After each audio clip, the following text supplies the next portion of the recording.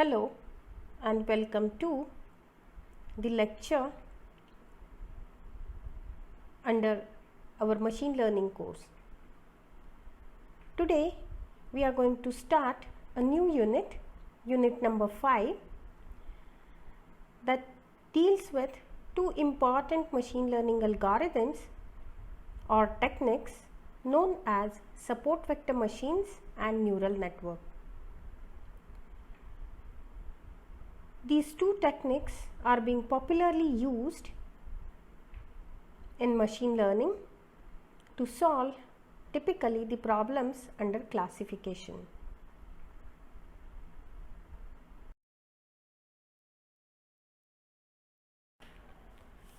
So let's go through the contents of this unit. This unit is being divided into two sections. Section 1 that deals with support vector machines and section 2 that deals with artificial neural network. Under support vector machines, we will start our discussion by introducing the concept of SVM in a simple way, and then we'll go into the details, or rather mathematical details of this concept.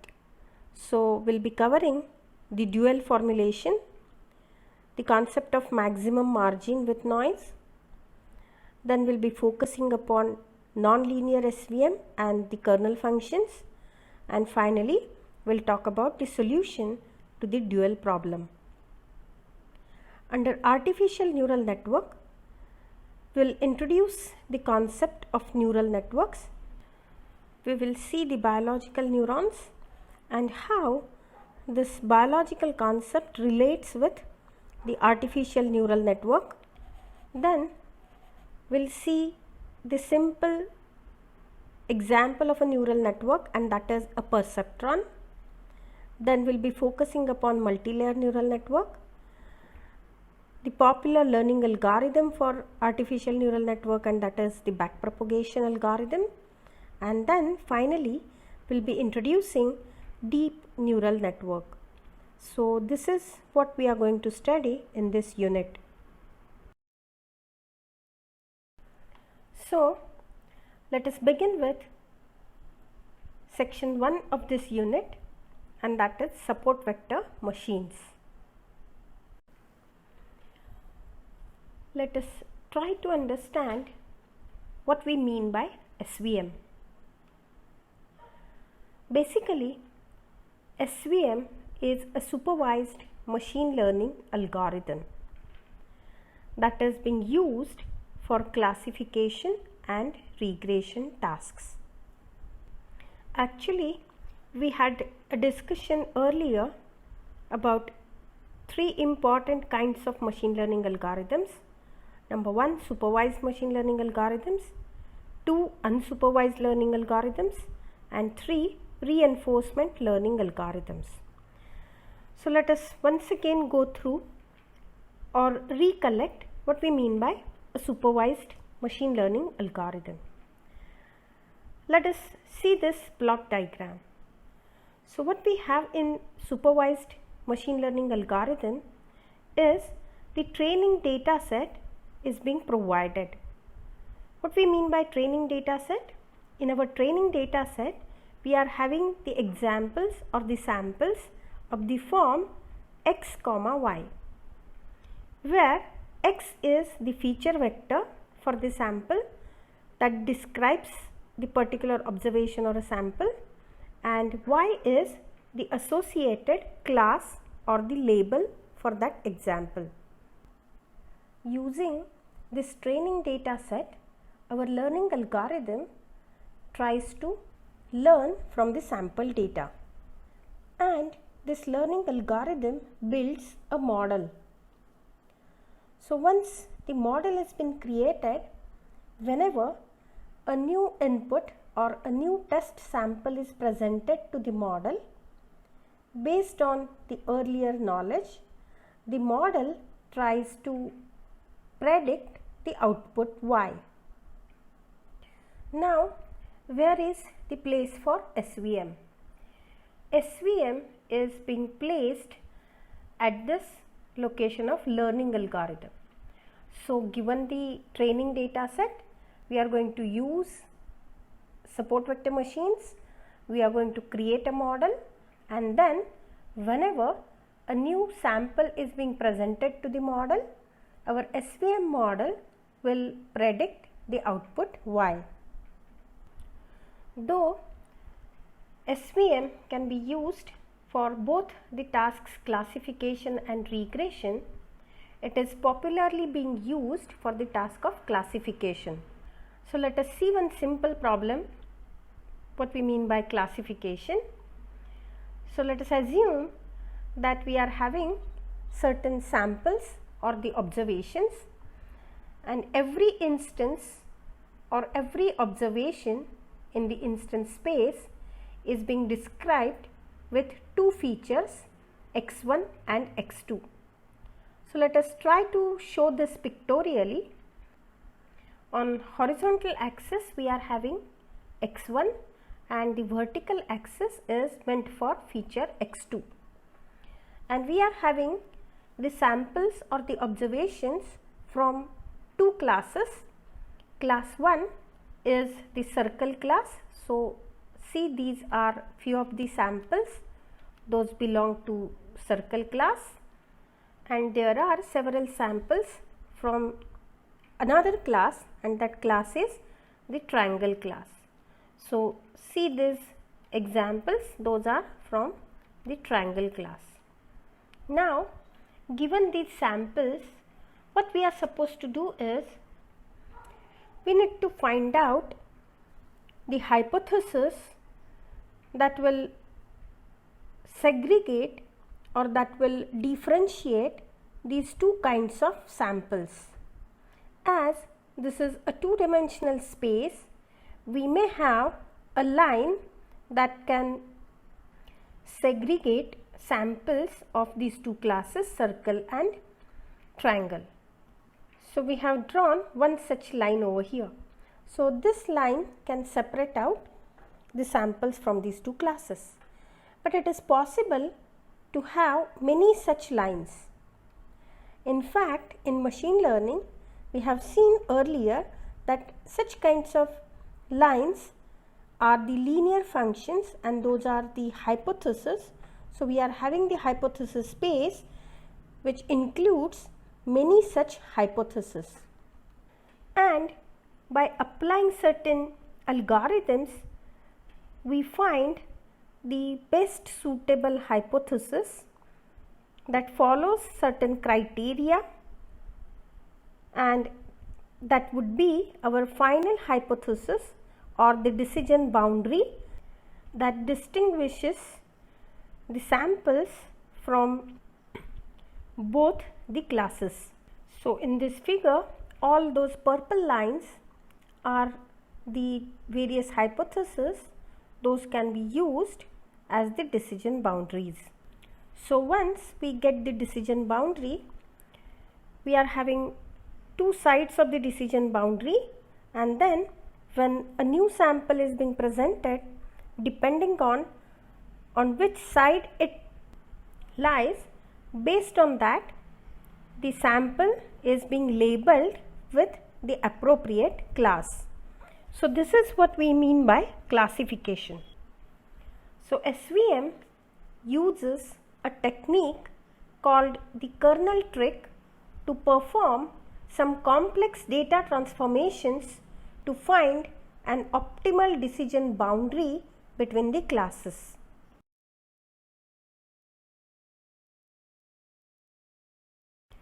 Now let us see what kind of data we may have.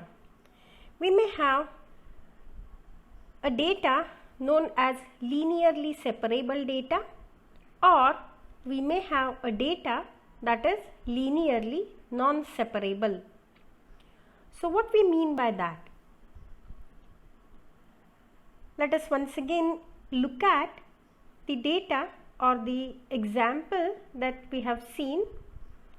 So we are having two features, x1 and x2, and we are having samples belonging to two classes, circle and triangle, and it is possible for us, being this is a two-dimensional space, it is possible for us to come up with a line or a linear function that separates the data from two different classes.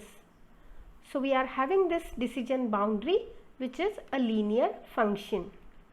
So a data set is said to be linearly separable if it is possible to draw a line that can separate the data points belonging to different classes. Or a linear function or a linear decision boundary can be obtained for linearly separable data. Whereas if we look at another kind of data, let us see this picture. So we are once again having the data points from the same two classes, circle and triangle, but now see how these data points are being spread into our space. So if we look at these samples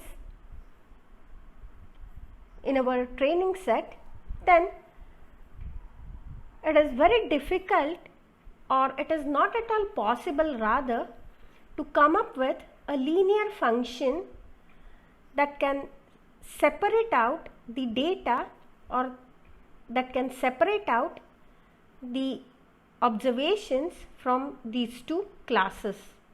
So it is not possible for us to draw a line or a linear function to separate out the samples from these two classes. Then what to do? If the linear function is not available, we need to think of some kind of nonlinear function. So if we look at this data, it is possible to come up with a nonlinear function, and that is a circle. So if I am having such kind of a function or such kind of a decision boundary, then it is possible for me to differentiate the samples or the examples from these two classes, circle and triangle. So clearly the samples, those are inside the circle, are belonging to the class circle, and the samples, those are outside this circle or the nonlinear decision boundary. These samples belong to the other class, that is triangle. So here we are having a decision boundary which is nonlinear, and the data set of such kind is known as linearly non-separable data. So a data set is said to be non-linearly separable if data points from different class cannot be separated by a linear function. A non-linear function or a non-linear decision boundary needs to be used to segregate such kind of data items. So I hope you must have understood the kinds of data. So we are having linearly separable data and we are having linearly non-separable data. Now why we are discussing this at this instance?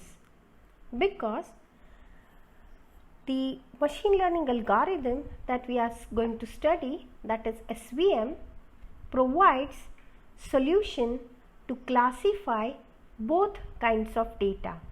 Maybe it is linearly separable or maybe it is non-separable.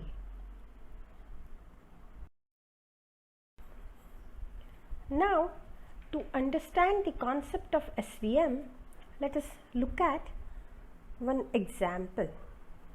Suppose we are having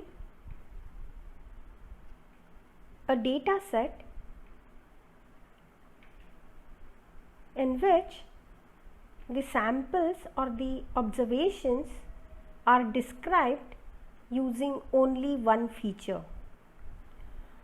So this data belongs to the patients, those are having a tumor. So the samples are describing the size of the tumor, and based on this data we are supposed to classify the sample whether it is malignant or not, or whether the sample is cancerous or not. So look at this slide. We are having the samples. Those are arranged based upon the tumor size. As this is the training data set, we know the class of these samples. So the green samples or the green dots show the samples, those are not malignant. So we can see here that if the tumor size is comparatively small, then we are saying that the samples are not malignant. Whereas these red samples or the red dots show the samples, those are malignant. So the malignant samples are comparatively having the large tumor size. By observing this training data, we need to find out some threshold that can help us to classify these samples into these two classes, malignant and non-malignant. So let us see that we are having one threshold, and that threshold is shown here as a purple block. So this threshold provides us the boundary or the decision boundary. So we may say that if the sample is towards left hand side of the threshold, or if the sample has the size which is less than the threshold, then it is a non-malignant sample. And if the tumor size is greater than the threshold, then we may say that there is a malignancy in the sample. Now, if a new sample is now presented, see here the black dot, that is a new sample that is presented to the system. So if a new sample is presented, based on whatever threshold that we have found out, this sample is classified as non-malignant sample. Let us see one more sample. So we are having one more sample now, denoted as the black dot, and if we follow the threshold that we have defined, this new sample is having the tumor size that is far more than the threshold, and that is why this sample is being classified as malignant. Now let us see one more sample, the black dot. Now what would be the class for this sample? According to our theory, if the sample or the size of the tumor is greater than the threshold, then it is malignant. So based on this rule, we need to classify this sample as the malignant sample. You must be agree with me. But now if we look at all those samples, what we find is this third sample that we have categorized as malignant is very much close to the non-malignant sample, and it is far away from the malignant sample. But still, as per our rule or the threshold, this is being classified as the malignant sample. So whether you find that this is a correct classification? Probably no. Then can we do something better? Obviously yes. Now let us once again look at our original training data. So we are having few samples, those are malignant, and few samples, those are non-malignant. So what we are going to do next is, we are going to pick two samples at the edges of two clusters. What we mean by that? We are going to consider two nearest observations, those belong to two different classes. So look at the slide, we have picked up these two samples, one from non-malignant class and one from malignant class. These two samples are the nearest ones.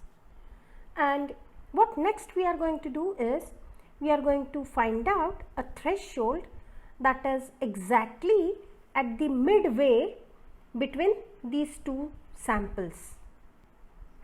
So we are having this once again, a purple boundary that denotes the threshold, and as I mentioned, this threshold now is being selected such that it is the midpoint of the distance between the two samples, those are closest to one another and belong to two different classes.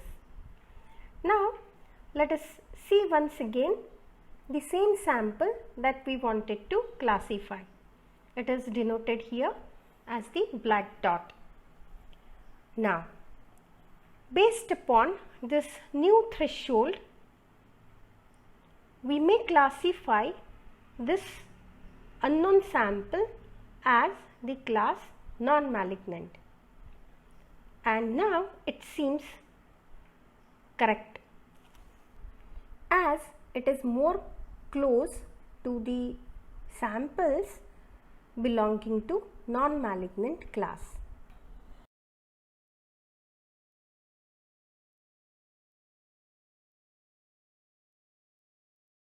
So now what we observe is, the shortest distance between the samples or the observations and the threshold is the margin, and as we mentioned, this margin or the distance of the threshold from the nearest samples of both the classes is same. In other words, the distances between the observations and the threshold are the same and both reflect the margin. When a threshold is a halfway between two observations, those belong to the different classes, the margin is as large as possible. When we use the threshold that gives us the largest margin to make the classifications, we are using a maximum margin classifier. Now we know what we mean by a maximum margin classifier, and we try to maximize this margin while building such kind of a classifier. Now let us see one situation wherein we are having one more sample in our data set as shown. In fact, this training data point is an outlier. What we mean by outlier? This training data is actually labeled as non-malignant, but it has the size which is similar to that of a malignant sample, and that is why we are saying that this is outlier. Or in the training data set, this sample, even though it is similar to that of the malignant, it is labeled as non-malignant. Now if this is the situation and if we would like to find out a threshold using our earlier theory, then what we may do is we may find out the samples from two different classes and those are the nearest one. And if we try to pick up the samples now in this situation, those are nearer, then we may find a new threshold that actually lies midway between the outlier sample and the sample at the edge of the malignant class.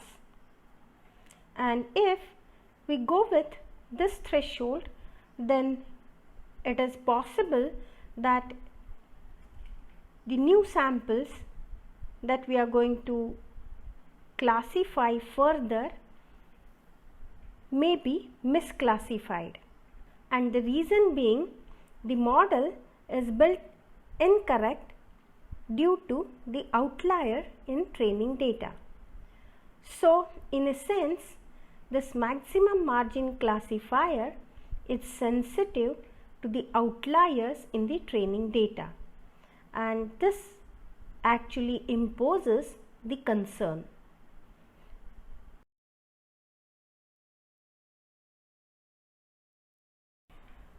So we discussed one example where we had only one feature that was describing our instances.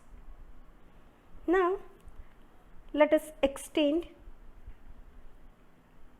the dimensionality. So let us assume now that we are having a problem wherein we are describing our observations using two features x1 and x2, and we are having two classes, those are circle and triangle. So let us look at two figures on this slide.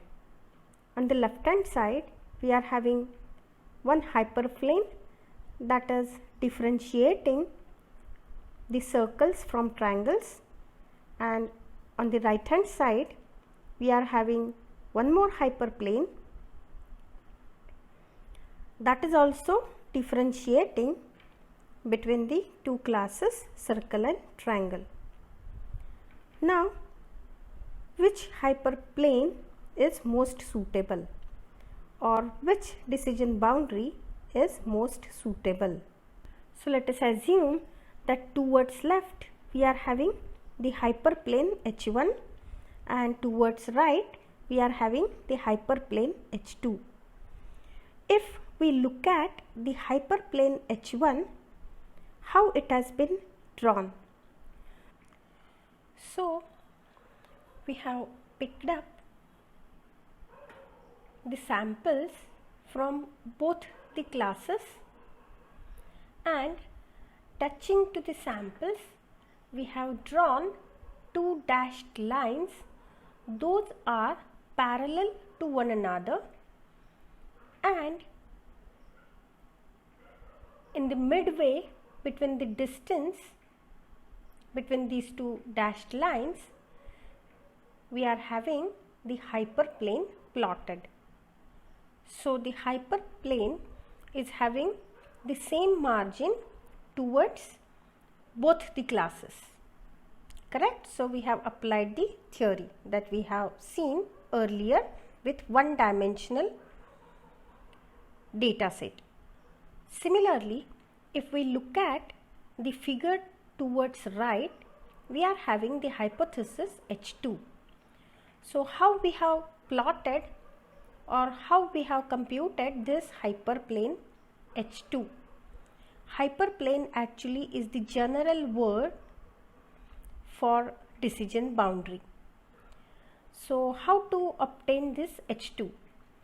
So on the similar lines we have picked up the observations from both the classes, and touching to these observations we have drawn first the dashed lines which are parallel to one another, and in midway between these two dashed lines we are having our hyperplane H2. So once again this H2 or this hyperplane is placed at the same distance or at the same margin from both the classes. Now if we look at both the hypothesis and the margins associated, in case 1 we are having the margin which is comparatively small, whereas in case 2 we are having, for hypothesis H2, we are having the margin that is significantly large, and that is why we may say that hypothesis H2 is better than hypothesis H1. We are not saying that H2 is optimal, but we are saying H2 is better than H1 based upon the margin. So in SVM we try to find out, or we try to maximize the margin between the classes.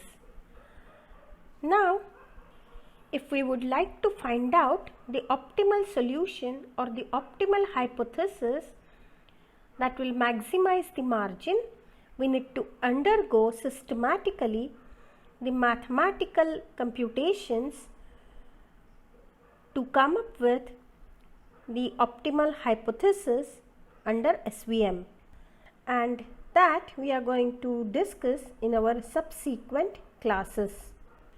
But so far, though we had lots of discussion regarding finding out the hypothesis and the maximum margin concept, we have not yet understood what we mean by support vector. So let us look at these observations based on which we have drawn the dashed lines to come up with the hypothesis, and these observations are actually known as the support vectors. So what are support vectors? The data points that are closer to the hyperplane and influence the position and orientation of the hyperplane are the support vectors. Those are used to maximize the margin of the classifier, and these are the points that help us build our SVM. So I hope you must have understood the concept of SVM. At a glance, we have tried to look at this concept of SVM. As I mentioned, in the following sessions, we are going to discuss much about SVM and the mathematical treatment to come up with the hypothesis for SVM. So that's all for today. Thank you.